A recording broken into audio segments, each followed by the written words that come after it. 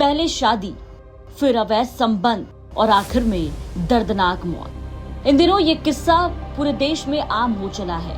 मेरठ में हुए सौरभ हत्याकांड के बाद से हर जगह ऐसी कोई ना कोई कहानी निकल कर के सामने आ जा रही है, जहां पत्नी हैवान बन जा रही है। बिहार के औरंगाबाद में भी एक ऐसी ही कहानी सामने आई जिसने सभी को दहला कर रख दिया है। औरंगाबाद में एक पति जो 12 साल बाद अपनी पत्नी के पास लौटा था, पत्नी ने उसे ऐसी दर्दनाक मौत दी कि देखने वाले और सुनने वालों के रूह कांप गए। पूरा मामला औरंगाबाद जिला का है, जहां पर मृतक 12 साल बाद अपने घर लौटा था पत्नी से मुलाकात करने के लिए, लेकिन पत्नी ने जो किया इसकी कल्पना किसी ने नहीं की थी। घटना बारुण थाना क्षेत्र के धुरिया गांव की है। मृतक की पत्नी को गांव के ही एक शख्स से प्यार हो गया था, जिसका विरोध करने पर इस कलयुगी पत्नी ने अपने प्रेमी के साथ मिलकर खूनी खेल को अंजाम दे डाला। बेरहमी से टांगी से काटकर अपने पति को मौत के घाट उतार डाला। पूरे मामले को लेकर आपको बता दें कि 12 साल पहले मृतक दामोदर भुइया नौकरी के लिए बाहर चले गए थे।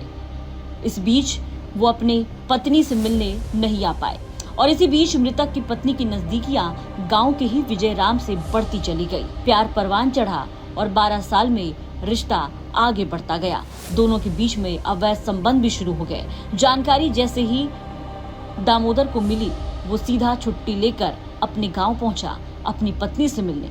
इस पूरे मामले को लेकर अपनी पत्नी से बातचीत की, पत्नी को समझाने की पूरी कोशिश की, लेकिन पत्नी नहीं मानी। इस पूरे मामले को लेकर के दामोदर और उनकी पत्नी के बीच में लगातार बहसबाजी, बकझक, लड़ाई झगड़े चलते रहे।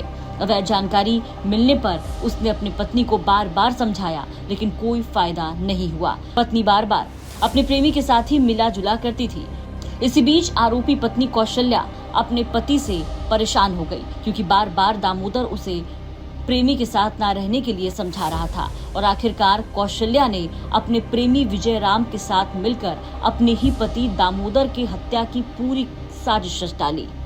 उसे रास्ते से हटाने का खौफनाक प्लान बनाया और किसी बहाने से अपने पति को घर से थोड़ी दूर ले गई, जहां पहले से ही घात लगाए विजय राम, जो कि कौशल्या का प्रेमी था, वो वहां कुल्हाड़ी लेकर तैयार था। जैसे ही वहां पर दामोदर पहुंचता है, विजय राम सीधे कुल्हाड़ी से दामोदर पर वार कर देता है। पहले वार से दामोदर जमीन पर गिर जाता है और फिर दोनों कौशल्या और विजय राम मिलकर कुल्हाड़ी से काटकर दामोदर की नृशंस हत्या कर देते हैं। अब इस पूरे मामले का खुलासा पुलिस ने किया है। क्या कुछ बताया है पूरे मामले को लेकर के सदर एसडीपीओ संजय पांडे ने, वो सुनिए। अनुसंधान क्रम में ये पता चला कि मृतक करीब 12 साल पहले अपने गांव से, जो मृतक शादीशुदा था, 3 बच्चियों का बाप था, कमाने के लिए हैदराबाद गया था, लेकिन लौटा नहीं था। और इसी दरमियान उनकी जो पत्नी थी, उनका वह संबंध उसी गांव के एक व्यक्ति से हो गया था। और 12 साल बाद इसी साल मृतक लौटा था अपने गाँव भोली से और अपने परिवार के साथ रह रहा था। कहीं आने के बाद भी इनकी पत्नी का संबंध उस अपने प्रेमी के साथ लगातार बनी रही। इसको लेकर लगातार विरोध होता था। इसी से अपने पति को रास्ते से हटाने के लिए उस पत्नी ने अपने प्रेमी के साथ मिलकर एक योजना बनाई और उसी योजना को कार्यरूप देते हुए अभियुक्त विजय राम ने कुल्हाड़ी से मारकर दामोदर भुइया की हत्या कर दी और फरार हो गए थे। पुलिस ने बहुत ही कमाल का काम किया। वहीं इस पूरे मामले के सामने आने के बाद मृतक के परिवार में कोहराम मच गया है। अपने बेटे को खोने के बाद मृतक के परिवार का रो रो कर बुरा हाल है। कि मेरा भौजाई है, दूसरा कोई से संबंध है, उनको भाई के नहीं देखती है, यही के चलते वो अपना सवांग के मर्डर करा दी। किससे? जिसको रखा है उससे। क्या चीज से हत्या हुआ है? टांगी से मारा है, पीछे से वार करा। कहाँ का रहने वाला है वो लड़का जो मारा है? वो ओजने के है, धुरिये के है। नाम के है? क्या नाम है उसको? हरजन में है। कौन नाम है? नाम विजय राम। तुम्हारा क्या नाम है? भगवान भुइया।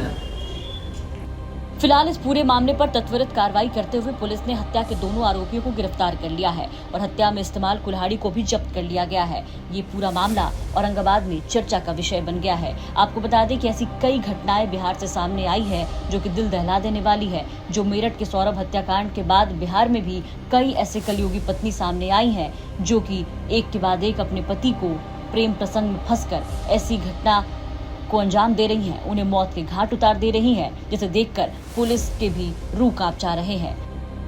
औरंगाबाद से अभिनेश सिंह की रिपोर्ट, बिहार तक।